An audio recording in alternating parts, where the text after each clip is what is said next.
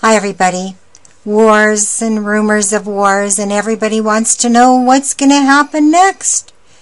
So I thought I'd check into the astrological predictions for this year. And apparently they're not encouraging or full of promises. According to the astrological events, the dark clouds of crisis and recession will continue hanging over the world, announcing not so much as a deepening of the global issues as a state of economic stagnation. The burdensome and complex financial and food problems developing on a global scale, but especially on a regional scale, have the potential to give way to fierce protests and riots, which, added to the extensive political unrest, may establish a climate of uncertainty and give rise to important and unpredictable changes in the world. Pluto continues its transit in Capricorn, which began in 2008 and to be completed 2023. It's noteworthy that 2008 was the beginning year of the economic crisis, which continues to mark our life, intensified sometimes by the unwise or corrupt decisions of some leaders. Indeed, Pluto has a tendency to destroy everything that is artificially constructed, whether it's an economic or a social structure. Apparently evil, the transit of Pluto in Capricorn has the purpose to strengthen and prepare us for a successful life. Hence, in 2013, the Plutonian influences will further inflict damages and casualties, especially in the sectors where corrupted life, amateurism, lack of professionalism, and personal or political ambitions will oppose the natural and honest course of history. Between April the 12th, which is coming up real soon here in 8 days, so between April the 12th, 2013 and September the 20th, Pluto's retrograde cycle seems to give rise to violent releases of masses pressure. Time seems to no longer have patience with the ineffective governments and endless financial losses and delays. So that could start like in 8 days, folks, okay? And remember those bets against the euro and the dollar, and also shorting the entire U.S. market. Sold structures and inverter rate habits are about to be removed, or at least threatened. Begun in 2012, the transit of Neptune in Pisces will end in 2025. Initiated last year, the drive to the dark area, saving or devastating, of the collective subconscious will increase imperceptibly. Amazing. So that's from 2012 all the way to 2025, which is basically 13 years. And we're already in 2013, so we've only got 12 years left.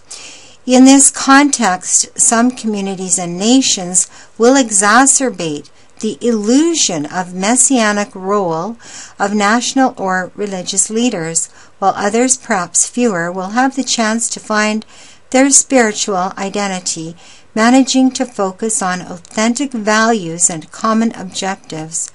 From June the 7th, 2013 until November 13th, 2013, Neptune retrograde in Pisces brings usually a predominance of lies and illusions on over truth and objectivity.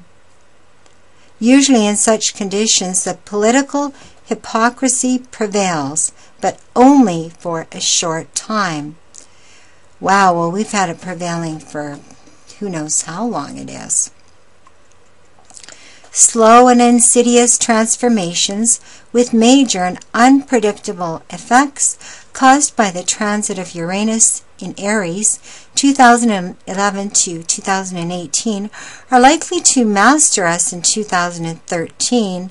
It is as good as saying we get lost in a fog, emanated of course also by Neptune, to find us later, suddenly, in front of a completely different reality which can't be changed in our favor. All we can do is going forward with small steps and steadfast attention to anything that tends to reconfigure the daily puzzle game. We need to uproot us from habitual patterns and adapt with increased flexibility to the inexorable metamorphosis of reality. Starting on July 17, 2013 and ending on December 17, 2013, Uranus is retrograde in Aries. During this period can be expected large-scale natural or social disasters, or large-scale social, which are able to reconfigure our world.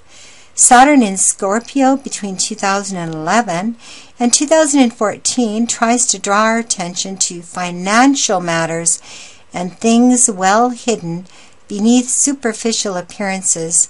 Saturn aggravates Pluto's financial pressure both personally and globally. This impact is intensified in the period February 18, 2013 to July 8, 2013, when Saturn turns retrograde in Scorpio. Throughout this cycle, there are not recommended major changes or rash decisions in the financial sector. Some serious blockages and limitations may arise, especially in the food and fuel markets. The fanaticism, the egotism of the leaders, and some macroeconomic and political factors deepen existing problems. Communication distortions and the confusion caused by Jupiter transiting in Gemini continues to affect us in the first half of 2013. The hurried actions, the wrong strategies, the world attempts to make as many things at once in order to prevent economic and social instability. Waves didn't offer us many benefits through this astral aspect. Fortunately, on and after June 26, 2013, the entry of Jupiter in Cancer is associated with a well-founded optimism, a sound philosophy, and a policy on the management of resources, and a good planning of the foreground goals. Also, this transit is linked to a judicious approach to economic development issues. On May 20th, 2013 and November the 1st, 2013, the two Uranus-Pluto squares anticipate large-scale social confusion, extremist movements, uprisings, and revolutions that could put an end to dictatorial or semi-dictatorial regimes. Probably, especially in Asia, will be a decisive regional change with or without the intervention of the United Nations or NATO forces. Also, there may be sharp corrections in international financial markets, often violent protests in countries subjected to extremely austere economic measures, possibly under pressure from the IMF. So it really, you got to pay attention sometimes to these astrological predictions, because these planets definitely seem to have an effect on things. And even the Freemasons, such as W.G. Gann, used astrology to make predictions about the market. And so, I mean, it's obvious a good tool to use, but don't take it as the gospel truth, because it's only just, someone's opinion. And I think the biggest thing that I got out of here was the food and the fuel. So if you want to stock up on anything, stock up on those things. And I mean, with everything pointing in the direction of some terrible chaos on, the soil that we live on, I think that we should prepare for the worst and obviously hope for the best. Thanks for watching, everybody, and I'll post a link to the article that I'm referring to below.